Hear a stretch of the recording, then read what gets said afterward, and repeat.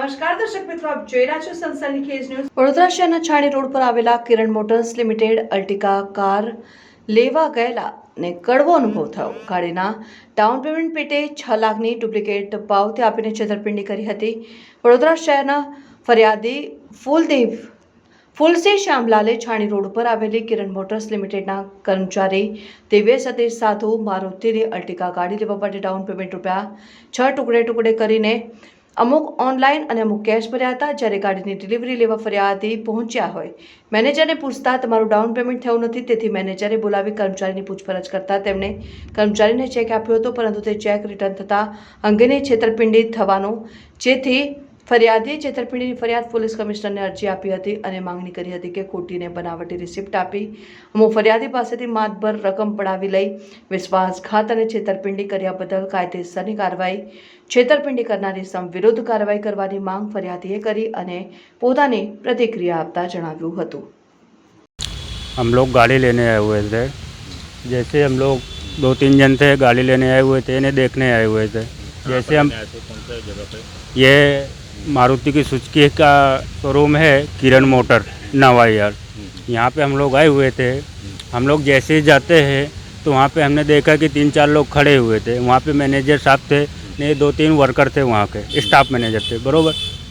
तो मैनेजर साहब ने पूछा क्या है काम, तो हमने बोला कि सर हमको गाड़ी चाहिए, हमको गाड़ी देखना है। तो मैनेजर साहब ने क्या है, एक दिवेश करके लड़का था, उसको मिलाया और उसके साथ में एक तरंग पांड्या करके था, दोनों जन से मिलाया। बोला इन लोग के साथ में बात कर लो और कैसा क्या है आगे के लोग बता देंगे, ने गाड़ी भी दिला देंगे तुमको, ने लोन का जो होगा तो सब करा देंगे। हमने बोला ठीक, कोई बात नहीं। तो हम लोगों ने गाड़ी देखा, गाड़ी पसंद आई, हम लोगों ने बोला चलो ठीक है हमको ये लेनी है आर्टिका। हम लोगों ने डिसाइड कर लिया कि हमको आर्टिका लेनी है। तो बोला कोई बात नहीं। तो ऐसे ऐसी बात चलती रही और बाद में बोला लोन का हो गया है, अभी नहीं हो रहा है, हो गया, ऐसा बोलते रहे वो लोग। तो बोला कि डाउन पेमेंट तुम्हारा 6 लाख आ रहा है, तो डाउन पेमेंट कैसे भरने वाला है? हमने बोला सर हमारे पास ऑनलाइन है, कुछ कैश है। बोला ठीक है तुमको डाउन पेमेंट भरना होगा। तो हम लोगों ने 1,80,000 जैसा पहले फर्स्ट डाउन पेमेंट भर दिया। इतना भरने के बाद में है ना दोबारा दूसरी बार फिर कॉल आता है दूसरे तीसरे दिन बाद, बोला कि आपकी गाड़ी है नहीं और आपको गाड़ी मंगानी है वहाँ से, तो आपको डाउन पेमेंट कुछ ज़्यादा भरना पड़ेगा, पूरा भरना पड़ेगा। तो बोला हमें कोई बात नहीं। तो बोले ठीक है आ जाओ। तो हम लोग यहाँ पे आते पैसा भरने, तो बंदा क्या होता था, हमको बाहर ही मिल जाता था शोरूम के। शोरूम बंदा का वो बंदे का देवेश नाम था, हाँ, जिससे हमको मैनेजर साहब ने मिलाया हुआ था। तो हमने मैनेजर साहब ने हमको मिला दिया, हमको दूसरा कोई क्या टेंशन है। वो बंदा हमको बाहर मिल जाता था और बोला आप पैसे लेके आए? हाँ, हम बोला पैसे लेगा। बोला कितना एडजस्ट हुआ? हमने बोला जितना हमारे पास एडजस्ट होता था। कितना पैसा दिया था, फिर क्या कितना दिया था पैसा? हमने थोड़ा थोड़ा करके टोटल पूरा 6 लाख रुपए डाउन पेमेंट का भर दिया था। फिर क्या हुआ? फिर डाउन पेमेंट का भर दिया, बोले कि ठीक है थोड़ा दिन वेट करो, गाड़ी आपका लोन का थोड़ा रह गया गारंटर का, इसके बाद आपको गाड़ी डिलीवरी हो जाएगी 6 तारीख तक। हाँ 6 तारीख तक।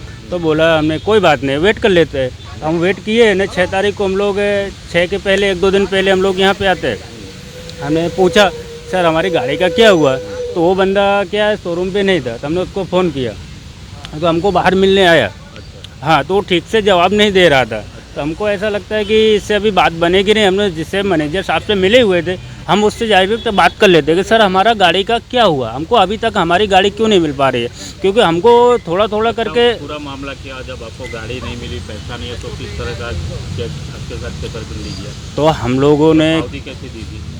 वो हमको पैसा ले जाता था, हाँ।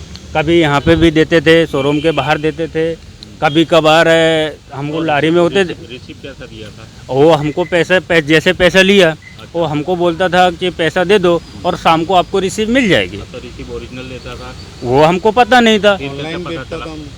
ऑनलाइन नहीं भेजता था वो, हमको हैंड टू हैंड रिसीव देता था और पैसा हम लोग ऑनलाइन पेमेंट करते थे। आपको कैसे पता कि मेरे साथ छेतरपिंडी हुआ? तो हम लोग 4 तारीख को मैनेजर साहब से मिलने गए हाँ। कि मैनेजर साहब से हम भी पूछे कि भाई हमारी गाड़ी हमको क्यों नहीं मिल पा रही है।